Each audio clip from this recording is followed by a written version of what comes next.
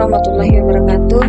Halo semua, perkenalkan nama saya Rolita Undi, NIM saya 24145020. Di sini saya akan menjawab soal-soal mata kuliah dari pengantar Pancasila. Baik, kita masuk di pertanyaan pertama. Mengapa pendidikan Pancasila diberikan sampai pada jalur perguruan tinggi? Dan Undang-Undang nomor berapa yang mengatur hal ini? Hal ini diatur dalam Undang-Undang Republik Indonesia nomor 12 tahun 2012 tentang pendidikan tinggi pasal 35 ayat. Dalam undang-undang ini menyebutkan bahwa salah satu mata kuliah yang harus diajarkan di perguruan tinggi adalah pendidikan Pancasila. Selain itu, dalam kebijakan ini pendidikan Pancasila juga berfungsi untuk memperkokoh persatuan dan kesatuan bangsa serta berbagai upaya pendapatan ideologi negara di kalangan generasi muda. Oke, sekarang kita masuk di pertanyaan kedua, yaitu bagaimana masyarakat Indonesia masih ada yang mudah membuli antar sesama. Hal ini menunjukkan bahwa belum mengamalkan Pancasila secara utuh sebagai dasar negara, dan solusi apa yang harus diberikan terhadap kasus tersebut. Tindak bullying antara sesama, baik secara langsung maupun melalui media sosial, memang masih terjadi di masyarakat Indonesia.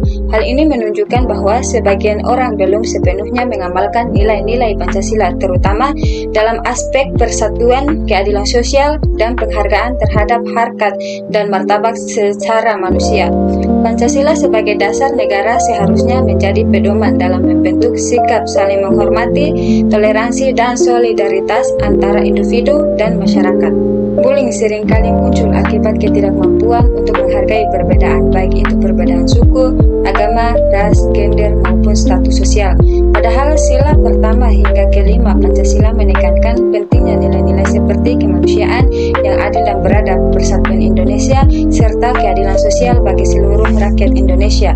Berikut adalah beberapa solusi yang dapat diterapkan untuk mengatasi masalah bullying.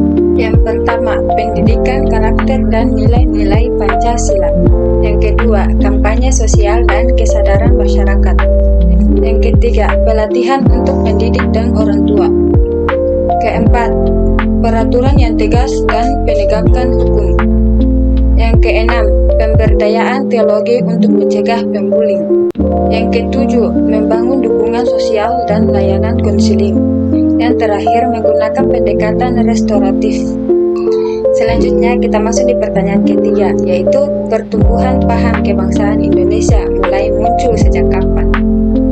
Paham kebangsaan Indonesia mulai muncul pada awal abad ke-20, khususnya setelah berdirinya Budi Utomo pada tahun 1908. Organisasi ini menjadi tongkat awal kebangkitan kesadaran nasional Indonesia. Sekarang kita masuk di penjelasan keempat, yaitu jelaskan Pancasila sebagai sistem filsafat. Pancasila sebagai sistem filsafat adalah dasar pemikiran yang membimbing negara Indonesia. Pancasila menyusun prinsip-prinsip yang menjadi pedoman hidup bersama, berfungsi sebagai landasan moral, etika, dan hukum dalam kehidupan berbangsa dan bernegara. Kita masuk di pertanyaan kelima, yaitu bagaimana menurut pendapat Anda Pancasila sebagai fundamental bagi bangsa dan negara Indonesia? Menurut pendapat saya, Pancasila memiliki peran yang sangat fundamental bagi bangsa Indonesia sebagai dasar negara. Pancasila tidak sekedar menjadi rumusan ideologi atau nilai-nilai moral, tetapi juga sebagai pedoman hidup yang mengatur tata kehidupan bermasyarakat, berbangsa, dan bernegara di Indonesia.